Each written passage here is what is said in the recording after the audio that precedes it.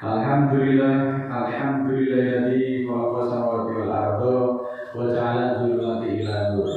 Sumaladina kafaru bi rabbihim ya'dilun walladzi khalaqakum min tin summa qada ajalan wa ajalun sama indahu summa antum tamtarun wallahu bis samawati wa bil ardi ya'lamu sirrakum wa jahrakum wa ya'lamu ma taksibun.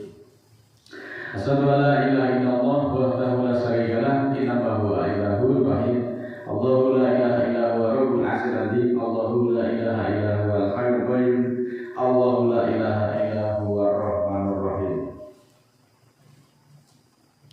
Alhamdulillahirabbil alamin. Marilah kita awali majelis kita yang mulia ini dengan bersyukur kepada Tuhan. Tidak ada pujian dan sanjungan melainkan hanya kepada Tuhan satu-satunya tanpa serikat. Tuhan pencipta dan pemelihara samawat dan bumi. Saudaraku, kenapa kita semuanya harus bersyukur atas nikmat dari Tuhan? Allah mengamanatkan dalam surat ke-14 ayat 7, A'udzubillahi minasyaitonir rajim. Bismillahirrahmanirrahim. Wa idza ta'adzana rabbukum la in syakartum la azidanakum wa la in kafartum inna 'adzabi lasyadid. Dan ketika Tuhanmu, azan itu kan memaklumkan, ketika Tuhanmu memaklumkan, jika kamu bersyukur atau menghargai, maka Dia akan menambah nikmat atasmu. Namun jika kamu kufur atau mengingkari, maka sungguh siksaku sangat pedih. Jadi syukur di dalam Islam tidak hanya sebatas ungkapan lisan seperti Alhamdulillah, tetapi juga mencakup tindakan nyata yang menunjukkan rasa terima kasih kita kepada Allah. Syukur adalah pengakuan dan penghargaan terhadap nikmat yang telah diberikan kepada kita oleh Sang Pencipta dengan cara menggunakan nikmat semua sesuai dengan yang dikehendakinya. Adapun bersyukur itu dapat diaplikasikan dalam tindakan-tindakan sebagai berikut, bahwa dengan bersyukur dapat mendekatkan diri kepada Sang Pencipta. Dengan bersyukur seseorang hamba menunjukkan rasa cintanya kepada Allah dan pengakuan terhadap keagungannya. Syukur adalah bentuk ibadah yang dapat mendekatkan diri kita kepada Sang Pencipta. Dengan bersyukur kita semua dapat menjaga kesehatan mental dan emosional. Rasa syukur dapat meningkatkan kesejahteraan mental dan emosional seseorang.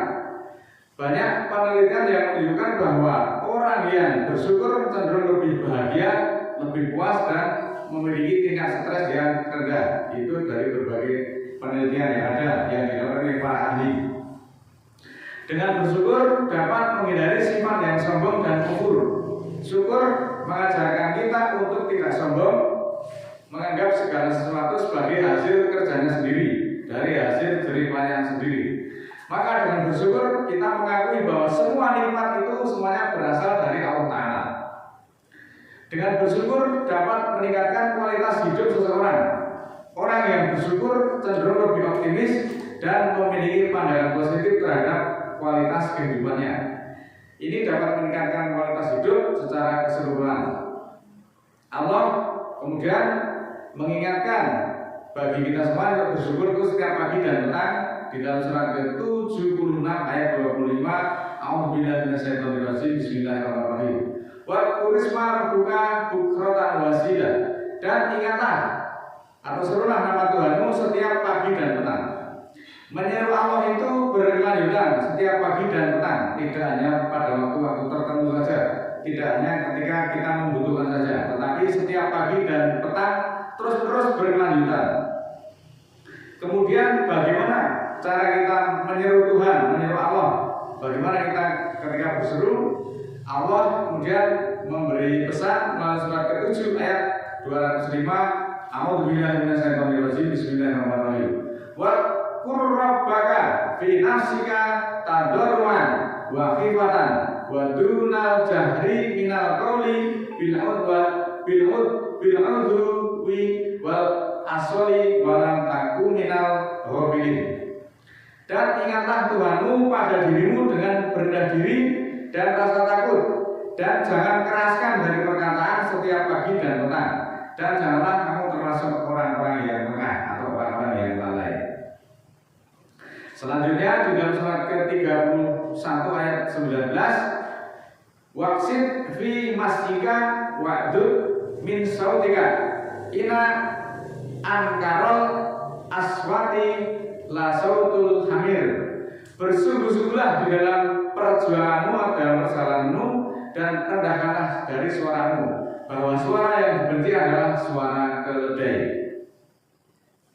Di bagian awal, Allah memerintahkan kepada kita semuanya untuk senantiasa merendahkan suara. Sementara di bagian akhir Allah mencela suara keledai. Suara keledai ketika meringkik seperti suara teriakan yang melengking. Maka Allah memperingatkan kepada umat Islam untuk tidak berlebihan dalam berbicara dan juga tidak pula mengeraskan suaranya, sebab suara yang lembut itu terasa nyaman bagi orang yang mendengarnya.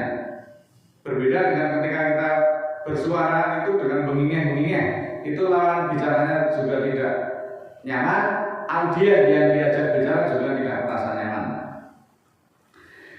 Sebaliknya kemudian Allah menegaskan bahwa seburuk-buruk suara adalah mengeraskannya dengan melebihi kadar yang diperlukan. Nah, sesuatu hal yang berlebihan itu Allah sangat tidak menyukai. Itu adalah seperti perilaku keledai yang bersuara keras, melengking dan tidak enak didengar, justru dapat mengganggu pihak lain. Itulah mengapa Allah mengibaratkan suara yang keras itu sama halnya dengan suara keledai, artinya suara yang dibenci oleh Allah. Saudaraku, inilah pelajaran dan peringatan keras bagi kita semuanya. Manakala kita menyeru kepada Allah, hendaklah dengan suara yang lembut, karena Allah itu dekat, bahkan lebih dekat dengan urat lehernya. Urat leher kita semuanya itu juga banyak diceritakan di dalam Al-Quran. Lalu kenapa kalau hanya sekedar untuk takbir, kemudian sholawatan, kemudian puji-pujian memuji Allah, harus menggunakan sound system yang melebihi dari 10.000 watts? Nah, apakah semuanya itu dilakukan untuk apa? Apakah kalian tidak sadar bahwa hal demikian itu justru Allah tidak menyukai? Apakah kalian semuanya tidak menyadari bahwa Allah itu dekat, Allah itu maha mendengar? Kenapa ketika menyeru Allah itu dengan sound system yang melebihi kapasitas, justru potensi mengganggu kenyamanan orang lain? Jadi untuk kegiatan-kegiatan seperti takbiran, kemudian sholawatan, puji-pujian dengan sound system dengan karakteristik suara yang menggelegar dan bass yang mendominasi, itu sebenarnya telah menjadi bagian yang tidak terpisahkan dari budaya-budaya yang ada di tengah masyarakat kita, di beberapa lingkungan di wilayah kita. Hal itu jelas-jelas sangat bertentangan dengan perintah Allah. Bahkan dampak dari kegiatan tersebut justru banyak merugikan masyarakat. Misalnya, ketika malam takbiran, kita semuanya bertakbir dengan konvoi, kemudian berjoget-joget di jalan raya. Hal itu justru akan mengganggu pengguna jalan yang lain. Bentuk cinta kepada Rasul itu bukan dengan jalan seperti itu. Tetapi ketika kita mengatakan cinta kepada Rasul itu, kita semuanya adalah mengikuti ajarannya. Nah, ajaran yang mengganggu orang lain itu tentu semuanya itu bukan ajaran dari Rasul. Nah, sedemikian itukah kalian itu dalam menjalankan perintah-perintah Tuhan? Karena kalian semuanya ketika beribadah menjalankan perintah itu tidak melihat petunjuk dulu yang ada di dalam Al-Quran. Paparan suara yang bising dalam jangka waktu yang sangat lama dapat menyebabkan gangguan pendengaran, tinnitus atau denging di telinga, hingga kerusakan permanen pada sel-sel tubuh bagian yang lain. Suara yang melengking itu juga dapat mengakibatkan gangguan psikologis seperti stres, kecemasan, gangguan tidur, dan penurunan konsentrasi merupakan beberapa dampak psikologis yang sering dikaitkan dengan paparan kebisingan akibat sound system yang berlebihan. Apalagi itu dilakukan pada saat kita semua itu memuji-muji Tuhan, memuji-muji Allah. Itulah pentingnya iman, amal, dan ilmu. Nah, bagi saudara-saudara yang sudah mendapatkan petunjuk dari Al-Quran, maka dalam hal ini sangat mudah untuk dipahami. Ketika dijelaskan seperti ini, mereka mudah. Tapi yang kalbunya itu sudah dipuji oleh Allah, pasti mereka berargumen. Maka akibatnya mereka kebodohan. Contohnya itu tadi banyak kejadian-kejadian di sekitar kita meniru Allah berzikir yang mestinya dengan suara lembut, justru kemudian dikeraskan dengan soundbar kapasitasnya adalah 13.000 watt bahkan lebih.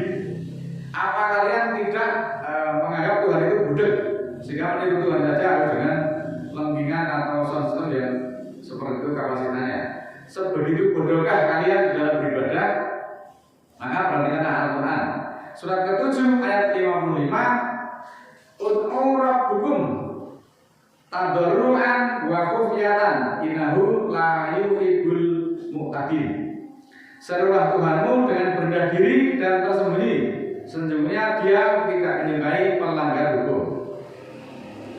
Jadi beberapa ayat tersebut memperoleh pelajaran kita semuanya bahwa kegiatan-kegiatan yang banyak dilakukan oleh masyarakat seperti hanya takbir, sholawatan, puji-pujian dengan menggunakan sound system yang menggelegar, justru Allah tidak menyukai hal yang demikian. Itu justru dianggap melanggar hukum oleh Allah. Lalu dengan kegiatan tersebut kalian berharap pahala. Lalu pahala seperti apakah yang kalian harapkan? Karena justru Allah tidak menyukai, bahkan menganggap sebagai pelanggar hukum. Nah, dalam hal ini Allah banyak menyampaikan pesan moral tentang bagaimana kita berbudi pekerti yang baik, termasuk bersuara. Maka marilah kita kembali kepada petunjuk Allah yang ada di dalam Al-Quran agar kita tidak terperosok di dalam jurang kebodohan. Maunya mengharapkan pahala dari Allah, tetapi justru Allah tidak berkenan karena melebihi bahkan melanggar hukum. Itulah pentingnya antara iman, amal, dan ilmu. Orang yang beramal tapi tidak tahu ilmunya justru melanggar hukum, mengganggu ketentraman dan ketertiban umum, itu justru malah bangga. Bahkan dengan sengaja takbiran atau sholawat itu diarahkan kepada saudara-saudara kita yang beragama yang lain, katanya hal itu untuk siar. Tetapi justru keadaan-keadaan yang begini justru banyak yang menimbulkan orang itu tidak simpati kepada kita. Tindakan-tindakan kita yang berbeda seperti itu justru akan mengesankan perilaku dari orang-orang Islam itu perilaku yang tidak toleran dan sebagainya. Oleh itu sekali lagi pesan moral itu hendaklah kita bisa dengan tanggap memahaminya bagaimana kita berbudi pekerti yang baik, termasuk ketika kita semua itu bersuara. Tidak perlu bersuara itu kemudian bengingeh-bengingeh atau dengan urat lehernya kelihatan semuanya, itu tidak perlu. Kembalilah kepada Allah. Allah senantiasa mengajarkan kelembutan agar kita semua berganti dari Allah. Alhamdulillah minasyaitonirrajim. Bismillahirrahmanirrahim. Bismillahirrahmanirrahim. Allahumma ighfirli walil mu'minina wal mu'minat al ahya'i minhum wal amwat innaka sami'un qaribun da'wat innaka 'ala kulli syai'in qadir. Rabbana tu zikr bana ba'dai hadaitana wa hab lana min ladunka rahmah innaka antal wahhab. Rabbana ighfir lana dzunubana wa kaffir 'anna sayyi'atina wa tawaffana 'alal abrar. Rabbana tu zikr bana ba'dai hadaitana wa hab lana min ladunka rahmah innaka antal wahhab. Rabbana ighfir lana wa li ikhwanina alladziina sabaquna bil iman wa la taj'al fi qulubina ghillan lil ladzina amanu rabbana innaka ghafurur rahim. Subhanallah.